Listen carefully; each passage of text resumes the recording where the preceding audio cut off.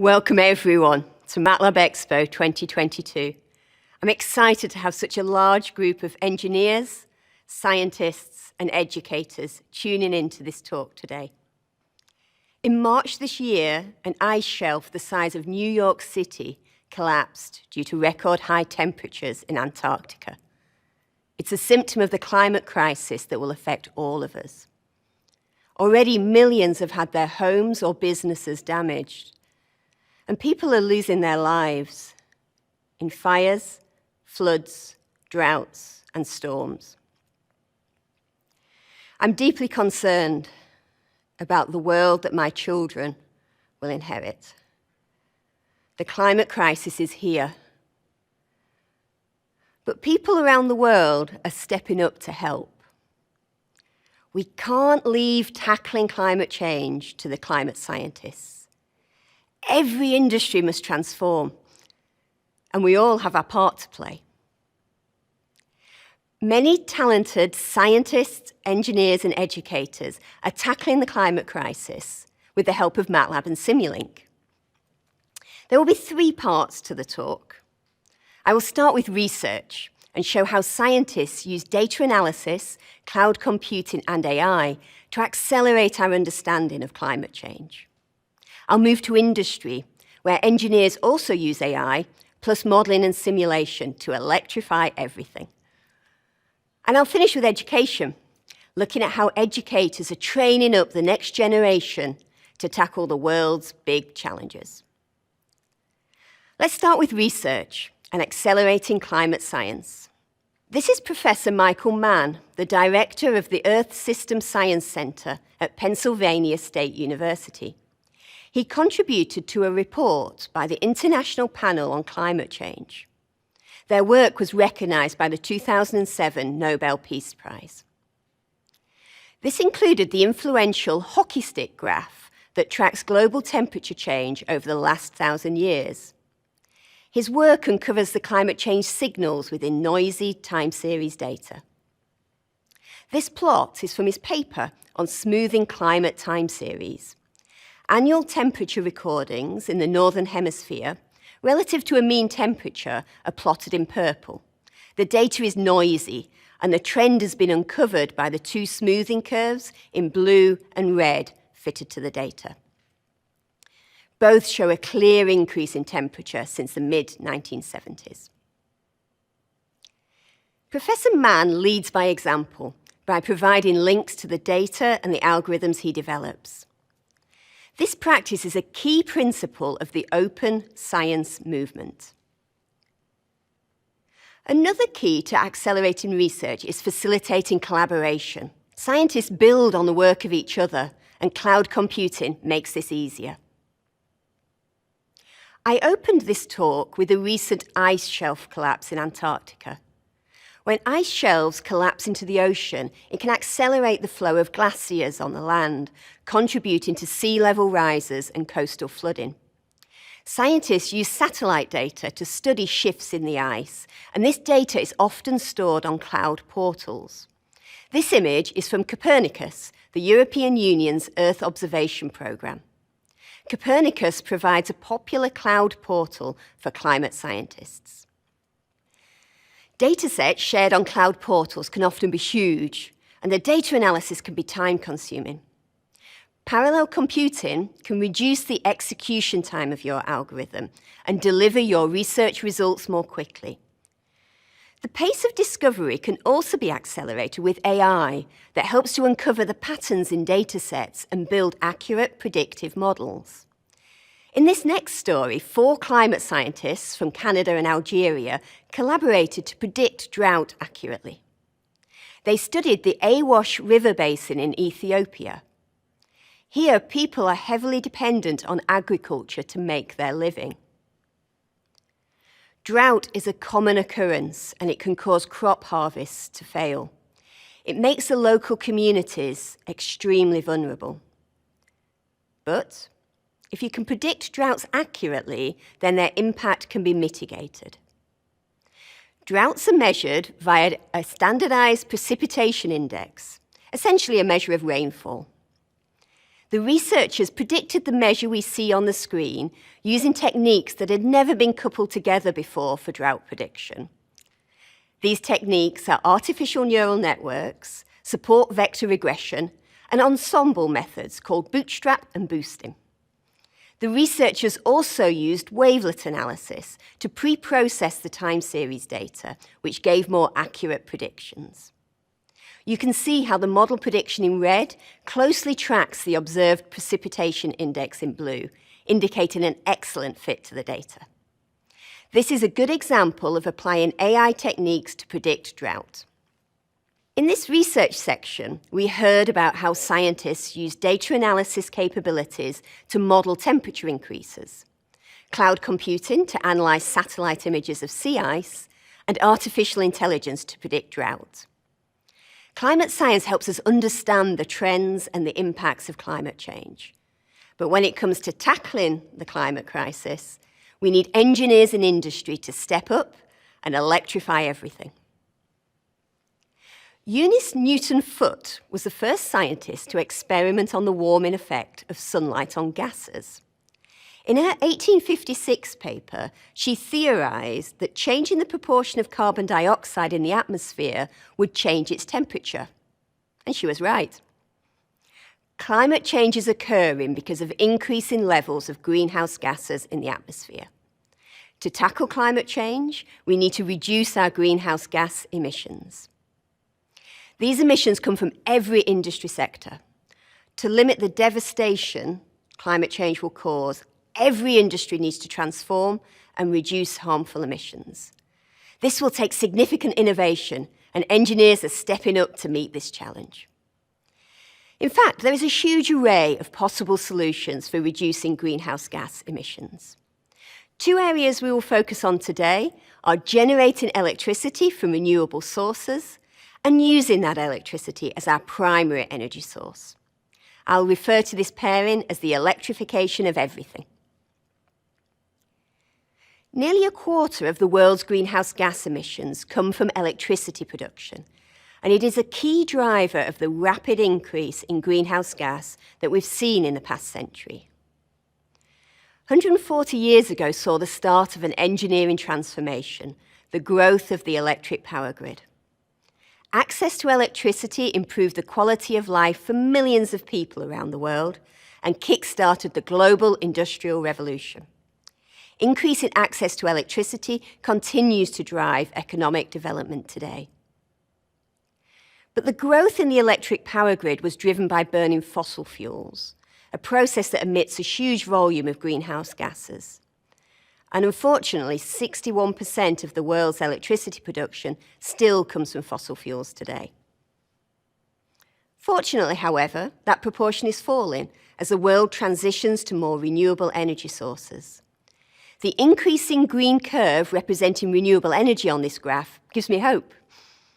We need to produce electricity from renewable sources such as wind, solar, and tidal energy.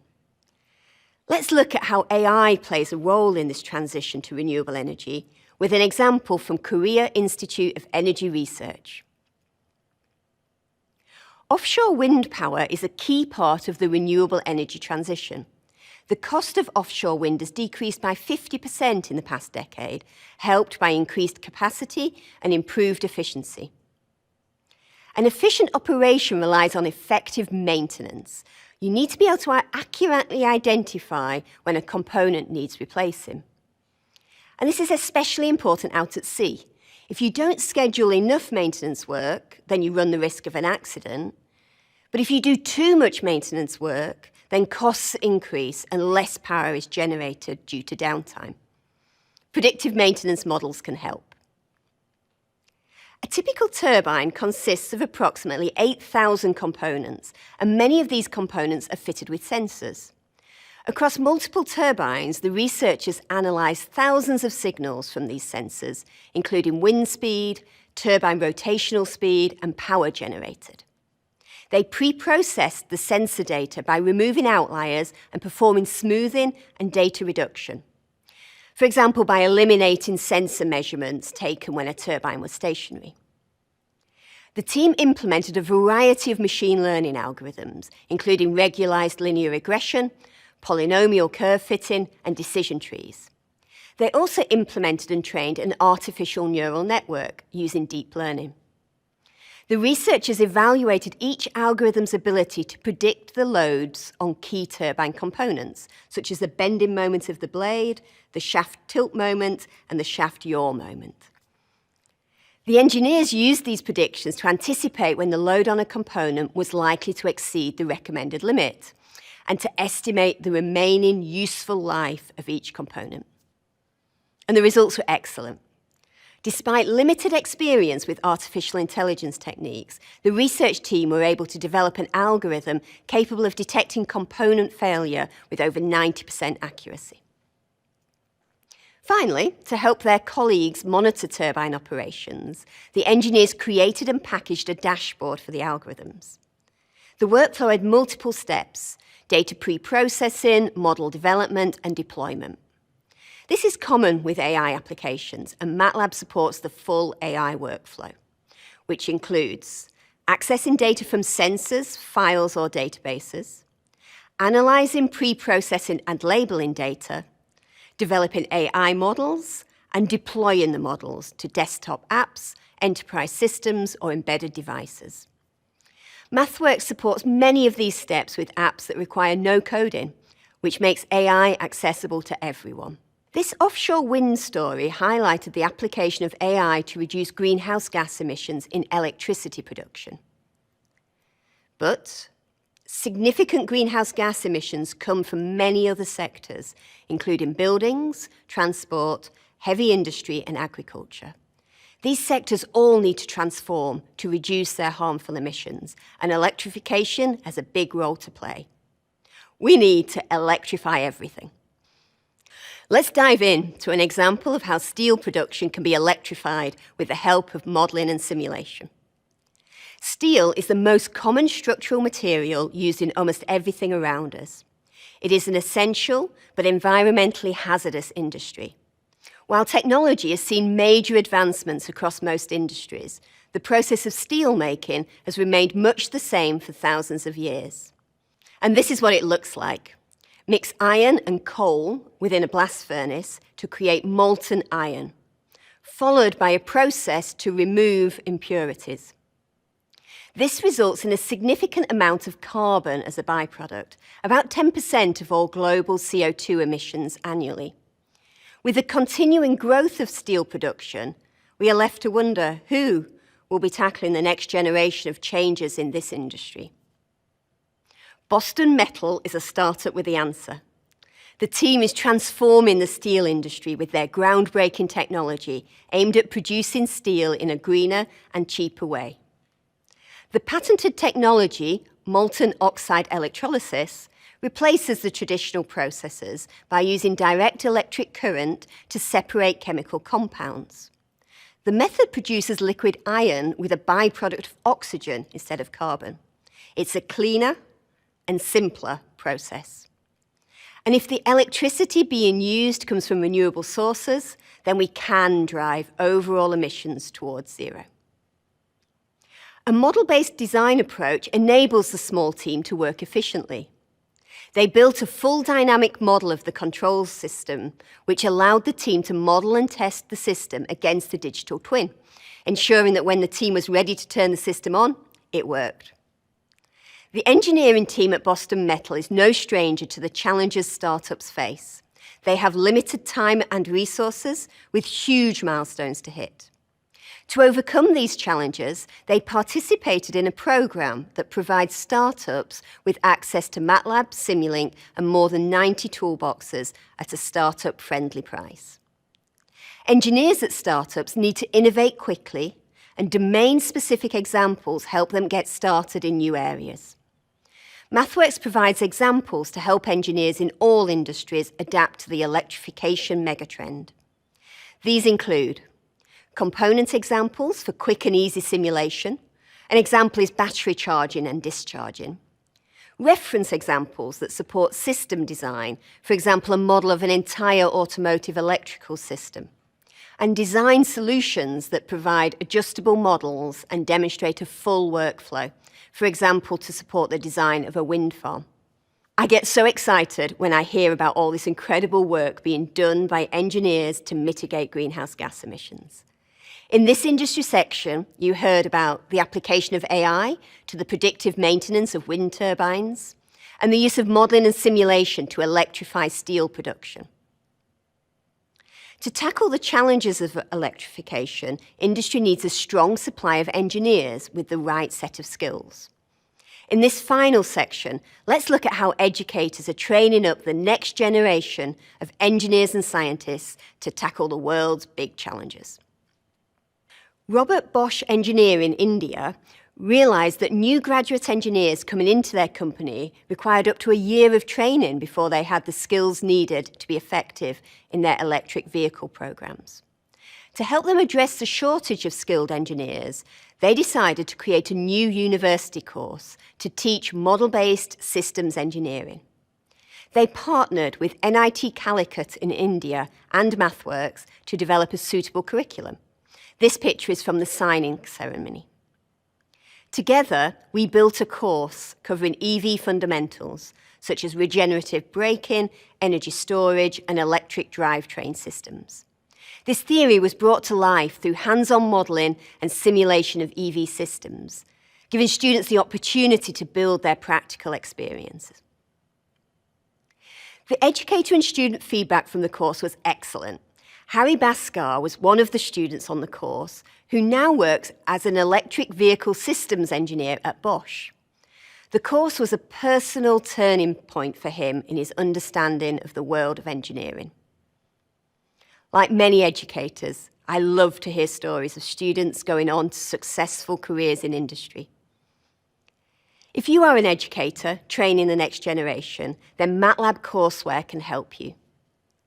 These downloadable materials help you develop and enhance curriculum, facilitate lectures with examples, and inspire student learning. We have resources and ideas to introduce computation in your courses.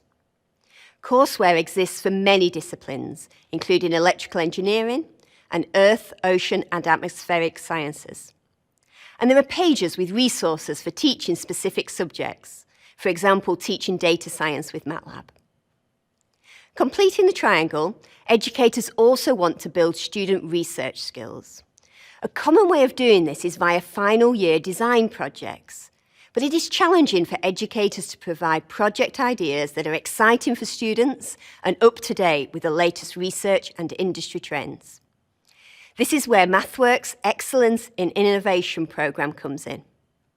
This new program provides a collection of over 50 inspiring projects that students can choose from. Technology areas include AI and renewable energy. Students sign up and receive a certificate upon completion. Dedicated discussion forums are available for each project to help students learn from each other. The project shown here relates to rising sea levels. In the project, students use mapping capability to develop a function to calculate and visualize coastline changes. The project description suggests suitable cloud-based climate data sources to use and provides pointers to background material and examples to get them started. This project improves student skills in data analysis and gives them insight into climate science research. That concludes our final section on education, where you heard a story of collaboration between industry and academia to train engineers for careers in electric vehicle development, and learned about the MathWorks Excellence in Innovation program that develops student research skills through project-based learning. I hope you've been inspired by the stories you've heard today of scientists, engineers, and educators playing their part in tackling climate change. We've seen how data analysis, cloud computing, and modeling and simulation accelerate research and electrify everything. And you might be wondering, how can I increase my skills in these technologies to help me with my work? You can get started with MATLAB, Simulink, and Simscape with 2-hour self-paced tutorials called on-ramps. You can also learn the basics of machine learning, deep learning, and circuit simulation. Full online training courses are available when you need to go deeper. And MOOCs, massive open online courses, support continuous professional development. For example, this program on solar energy from the Technical University of Delft. My personal climate journey began at a conference like this one. I watched a powerful speech by a young woman whose message was believe the science and act. In the coffee break, I had a transformational conversation with an expert climate educator. I realized that the most impactful thing I can do about the climate crisis is to accelerate the work of MathWorks customers. And that's why I'm here with you today. We can't leave tackling climate change to the climate scientists. The imperative to reduce greenhouse gas emissions requires the transformation and electrification of all industries, including yours. Think about what you can do to help. If you're a scientist, accelerate your research with AI and cloud computing. You can use an extensive library of AI models and cloud-based workflows in MATLAB to help you. If you are an engineer, electrify everything with modeling, simulation, and the full AI workflow. You can join MathWorks Startup Program or use reference examples to innovate quickly.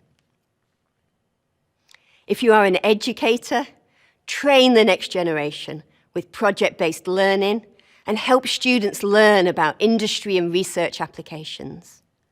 Leverage our courseware and collection of student research projects to adapt your curriculum. Matlab Expo is a fantastic opportunity to collaborate across research, industry, and education, and I encourage you to take full advantage of the event. If we apply our skills and knowledge as scientists, engineers, and educators, then we can save the Earth and move towards an equitable future together. Thank you.